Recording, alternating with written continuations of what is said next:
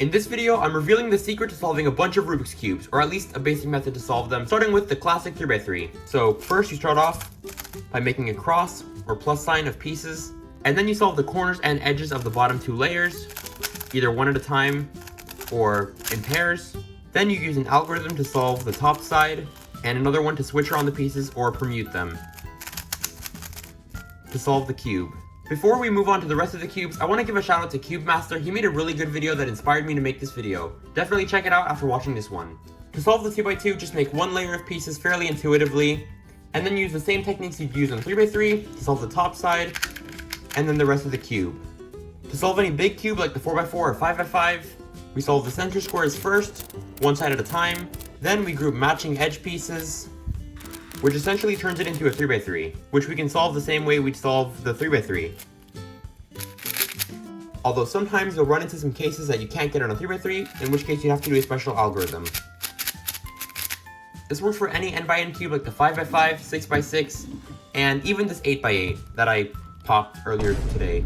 But what about other shapes of puzzles? This dodecahedron shaped Megaminx is solved a lot like a 3x3, but instead of a cross, you make a star. You solve pairs of pieces around the star, and repeat that 5 times around the cube instead of 4. Then you basically repeat that around the cube, so for example I make a blue star next, and then pairs of pieces around that star. Repeat this to the 5 sides adjacent to the white one, and then once you have everything but the last layer solved, you can solve that basically any way you want. I get a star on top, and then permute the star, and then permute the corners, and then twist the corners, like this. For bigger Megaminx puzzles like the Gigaminx, you use the same strategy as the 5x5, solving the centers first, then building the edges, then finishing the cube as if it were a normal Megaminx.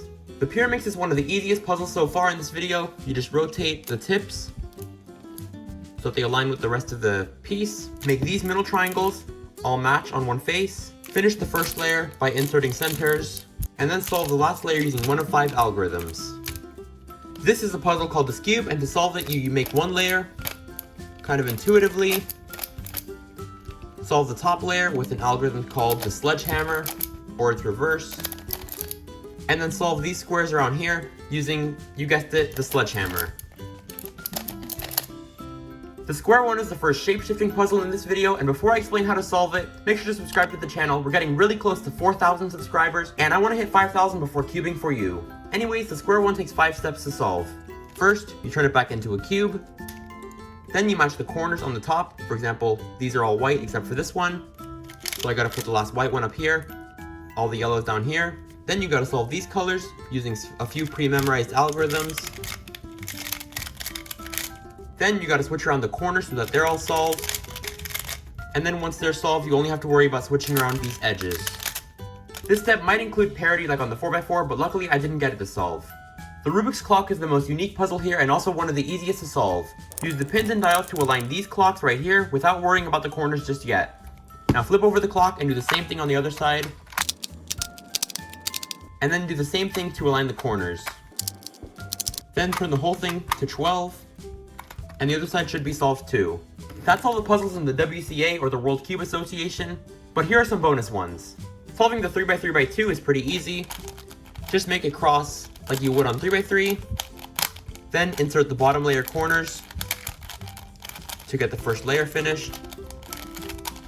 Then swap the corners if you have to solve them, and then switch around the edges to finally solve the cube. To solve other higher order 3x3x(n) cuboids, like the 3x3x4, just treat it like a 3x3x2 on the inside and a 3x3x2 on the outside. So just solve the inside, just like you'd solve a 3x3x2, and then solve the outer layers the same exact way. Most 3x3 shape models like the mirror blocks, Pandora cube, or axis cube are solved just like the 3x3 but with minor quirks that vary from puzzle to puzzle. For example, for the mirror blocks, you solve it based on the shape of the pieces rather than by the color. This cube turns on a weird axis and its pieces are different shapes.